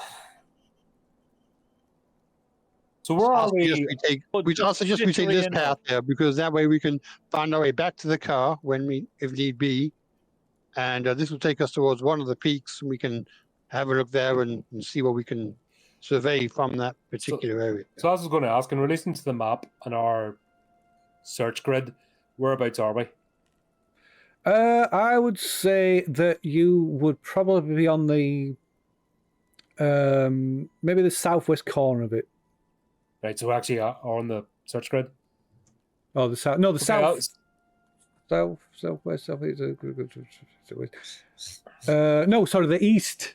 Yeah, the southeast corner of it, or east corner. Yeah, east edge of it, the east edge. Right, so we're on a corner anyway. We can. Yeah. We'll use this as a good parking spot. That would make sense. So most of the search area, looking at the map, it stretches out to west of here into these hills. Mm-hmm. Right. So I wouldn't suggest you park on the road in case there are people coming back to pick up these trees. But yeah, that's a good point. Just park up and then we'll load up our packs and get moving.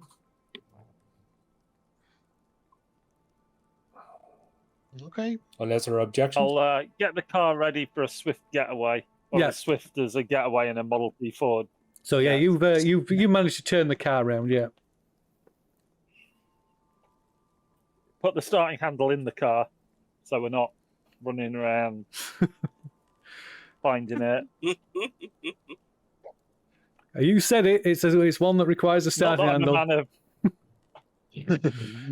Well, it's like 1920s. So Yeah. it requires a starting handle. There's no getting away Oh, from in it. that case, we need like a man with a red flag to like walk in front of the car as well.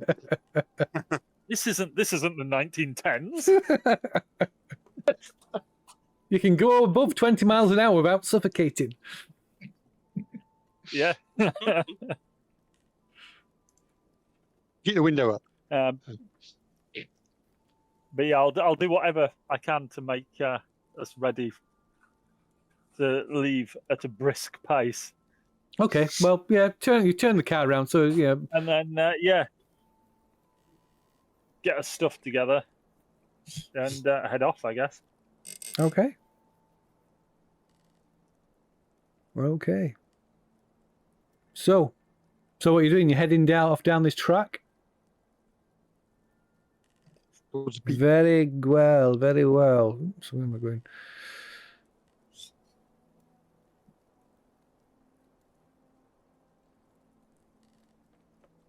Okay, so you head off down this track, which seems, like I say, it seems to lead you pretty much directly into this search area.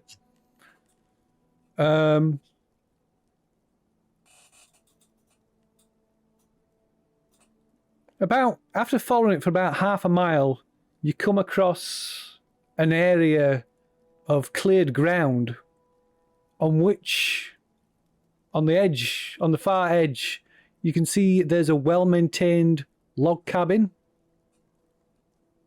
which sits not too far from the first of these low brooding hills. There's surrounding the cabin there's a few fenced off pastures with well, as good as pastures get here, and you can see a few cattle. There's a hen coop off to one side and a barn. I think someone lives here. It all seems quite well maintained and looked after. There's to the rear of the cabin you can see what looks like a vegetable patch that's bearing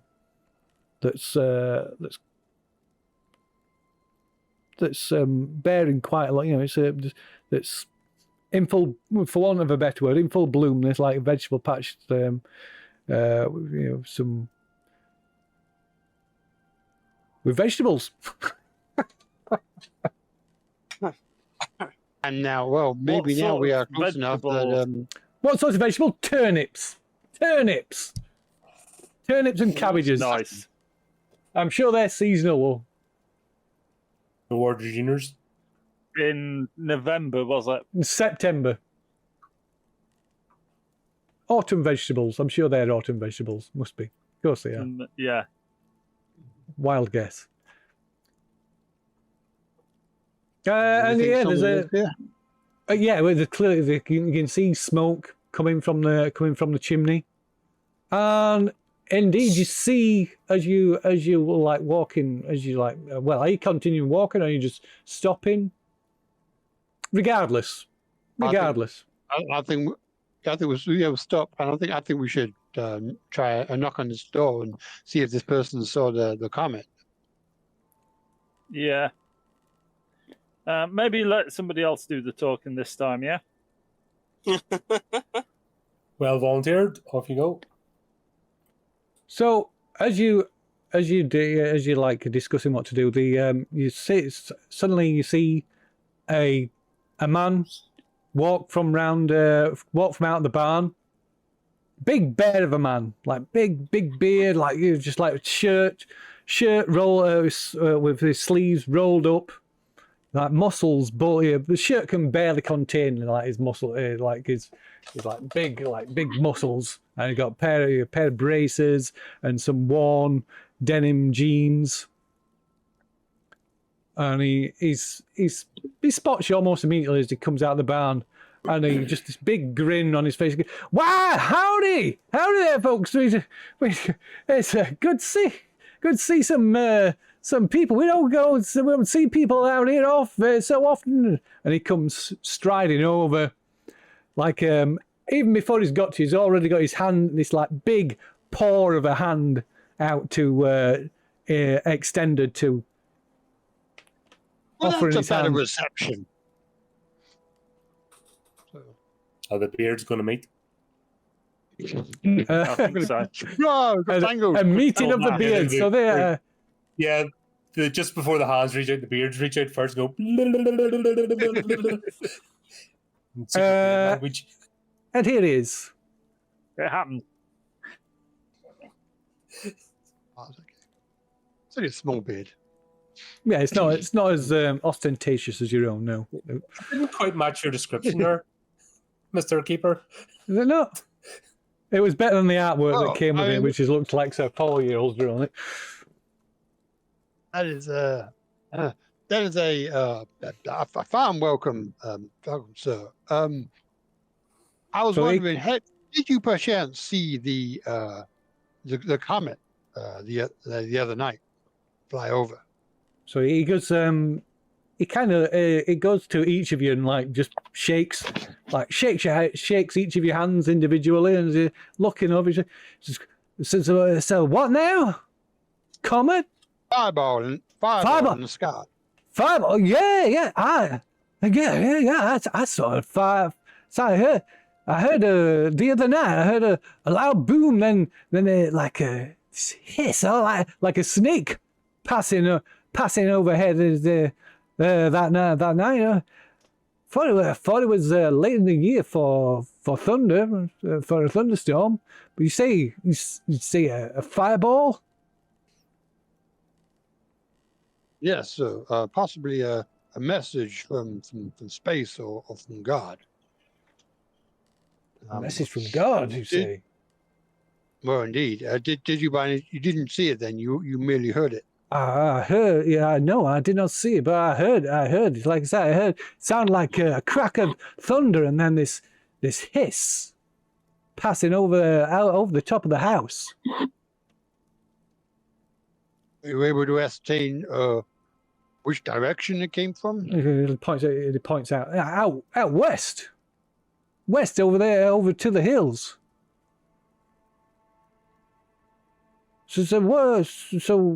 So you folks out here chasing? Well, I don't quite understand what you doing. Well, let's be we're out from the university. This could be a remarkable find. The university? You all from Arkham? Wow! My esteemed colleagues here have very kindly volunteered to join in the hunt. There's More recently. people scouring the entire landscape for this. That's really rather exciting. I don't suppose you get newspapers up this area. Oh, I ain't seen a paper for a year or two. No, I imagine it'd be difficult to get them delivered up this area, but No, it's a real buzz. You're the Real first buzz around town and everywhere. You're the first folks who've seen up this way for 6 months or more. Oh, was that your good self cut down the tree? Tree? Well, I guess it might be. I try to keep clear in the area for more fields. So it may have been. I've been cutting some trees down in there for firewood and such. Yeah, we thought we didn't want to disturb it, so I thought you might be coming back later to clear it up and use it for what you wanted. So where are you talking, sir? Where do you mean? I just sort of point back down the track to where we come from. Oh no, sir, no. That no. If you were talking, if we're out this way, and he points kind of back towards over past the barn. So how do you folks walked up here? That's some hike. Well, we've got quite a bit of hiking ahead of us. We've got a 20-mile square to search to see if we can find anything. So Do you live here? Do you live here on your own, sir? Oh no, sir. I live here with my family, my good wife and son, Ezekiel. And are there other homesteads like yours in this area? No. there's no one else here for miles around. We're quite self-sufficient out here. We have good vegetable crops, and we have cattle for meat and milk. I've got some chickens, and just this year the pear and apple trees they come of age, and we get a fair good crop this year. So we're quite self-sufficient out here. Well, thank you, sir. It's just every few months, every 3-4 months, I might head down into Dunwich to pick up a few things that we can't make or grow ourselves. Do you have mechanical implements here? No, sir. No, sir. I more tend to use my cattle for pulling a plough and do the work by hand. We're too isolated out here to rely on mechanical machinery. My name is Levi Stone. Pleasure to meet you, Levi Stone. My name is Samuel Ruthin. On Commandant. Yeah, also introduce ourselves. Yeah. So, well, my man, you must come in. You can meet the family.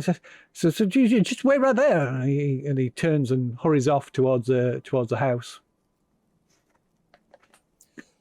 Right. Aussie chaps, I don't want to be rude, but we'll try and not get dragged into anything. So, sort of look at the map. He's staying this sort of direction. Run! No, because we might need him in the way back. Let's not annoy any more locals. So I just sort of line up with the nearest, the peak sort of going that direction, so that's where we have to go ahead first. That makes sense? Plus, if you heard like a boom, that kind of says it's close by. Yeah. So Dr. Billings said, yeah, if they heard a bit like what the doctor said. Yeah. So he said he heard a hissing and then like a boom, like an explosion, like thunder. So we can't be far away. So yeah, mate, be friendly with them, but they do sound quite. We see for dinner. So be cautious.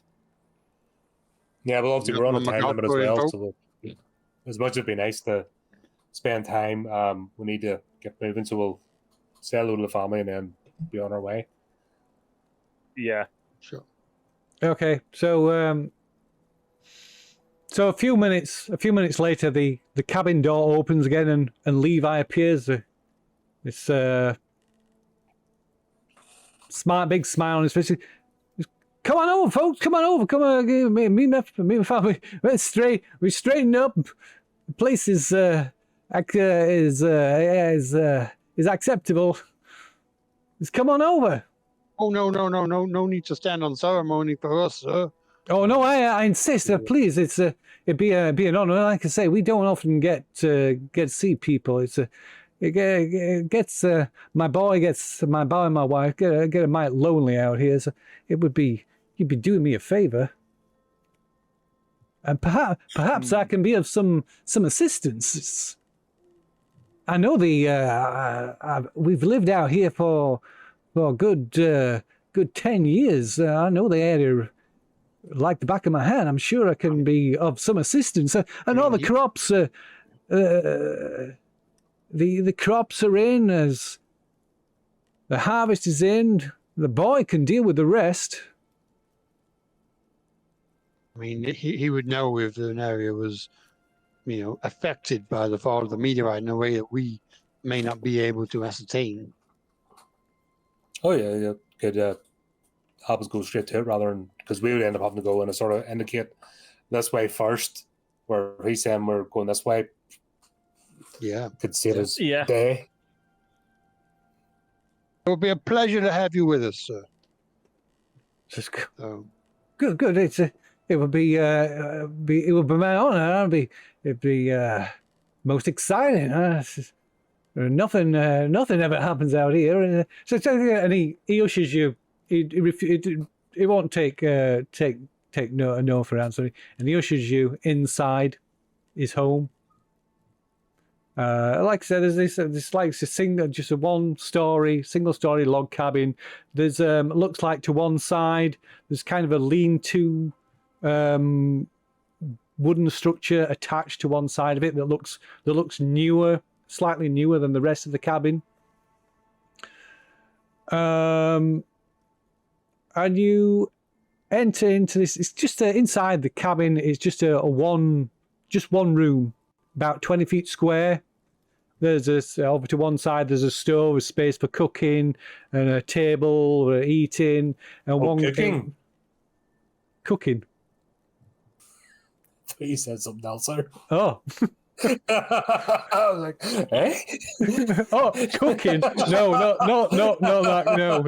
Cooking as in food, not the no. Yeah, not the marching powder. No. Over to so on the opposite side, there's a small bed, and against one wall there's above there's kind of like a mezzanine floor that comes across maybe about halfway across, and there's a ladder lent up leading up to it where you can see there's like another sleeping area up there. So as you come in, there's quite a pale looking woman around the same age looks about the same age as Levi. She's stood over by the stove and she kind of smiled, a kind of tentative, kind of weak smile as you come in. She says, "Hello, my name's Hannah. It's so mighty nice to meet some new folk out here." And Absolute pleasure, ma'am. Please, You have a lovely place. so why thank you. Please, we'd be honored to you if you join us at the table. Oh, we couldn't possibly. Honestly, we're loaded up our rations. Perhaps once our search is complete, we may with your husband have a celebratory meal afterwards. Oh well, I'm just making some broth for our lunch. You're more than welcome just to partake.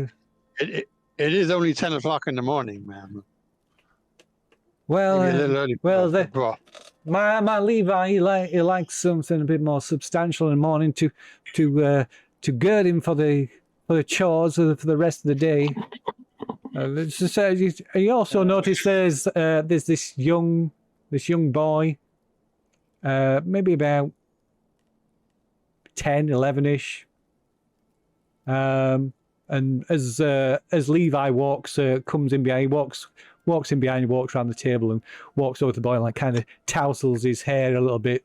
And this here's Zico, short for Zyko. Is that a biblical name? It is, sir. It is. You know the good book, Mr. Ruthen, was it, sir? Yeah, the good book has kept me company many a day, many an evening. I do not recollect that name, but perhaps it's in one of the. I believe it's an Old Testament name, sir. I'm afraid I don't have a copy of the good book here in the house. It's Really? you have to I always carry one with me. So, oh well, perhaps you could read. Perhaps you could read to us from it later. That'd be most. Absolutely. I mean, I can. I can get one when I get back to Arkham. So you're welcome to have this one. Perhaps teach the boy to read. Oh yes, that'd be. If he can already. That's most kind, sir. That's most kind, Mr. Ruthen, sir. Say hello to the to our guests. He kind of like looks up from this this piece of wood that he's whittling and kind of, and then just goes back to whittling this piece of wood. He says, "Where?" So Levi, well, now everybody knows each other. Hannah, while we're waiting on that broth, you make us up some coffee and some maybe we've got those oat biscuits in the tin on the shelf. We've been saving those. We like You grow your own coffee. It's one of the few things we'll get from Dunwich. It's a little luxury, but obviously, like I say, we can't grow that out here. And so Hannah kind of nods and smiles, and she sets about brewing some coffee. Just please, gentlemen, take a seat. Coffee and then We're never getting out of this. we do need to be We are never leaving. getting on with our search. Oh yes, please. I'll be. Please tell me all about it. Like I say, it's nothing exciting as this ever happens out here. I'd be more than happy to help you folks in any way I can. If you need a guide, perhaps. Absolutely. Perhaps we could do that now and then come back for the broth a bit later. If what you say is true, I'm sorry. If what you say is accurate, then this the meteor may have landed within a very small distance of here. If you heard the bang and the hiss, Is that so? That is Is my that so? understanding of the situation. And you say this? You say this is this may be a sign from God? No, it's purely a scientific I nudge. expedition. I nudge Adam Hansel in the ribs like, doof. You hear that, Hannah? So God brought down someone from the heavens.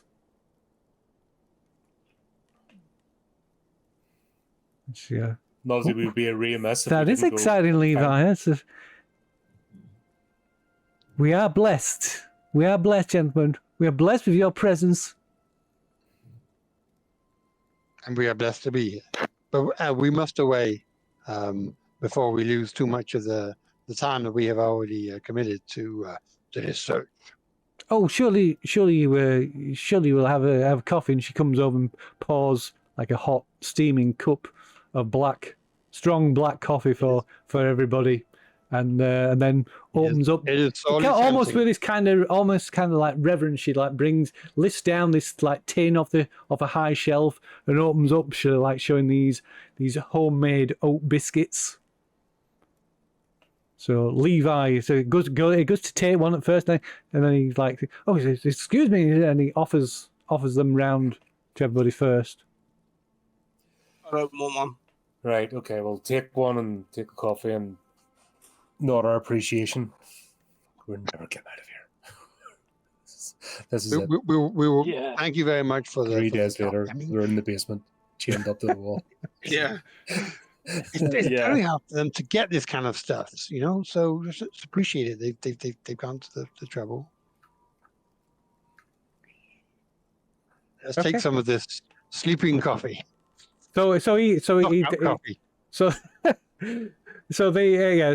Hannah, his wife, she pours a cup for Levi, for herself, and Ezekiel gets up and goes and gets a cup. He says, no, you don't, you can't have any of this, because you're too young for.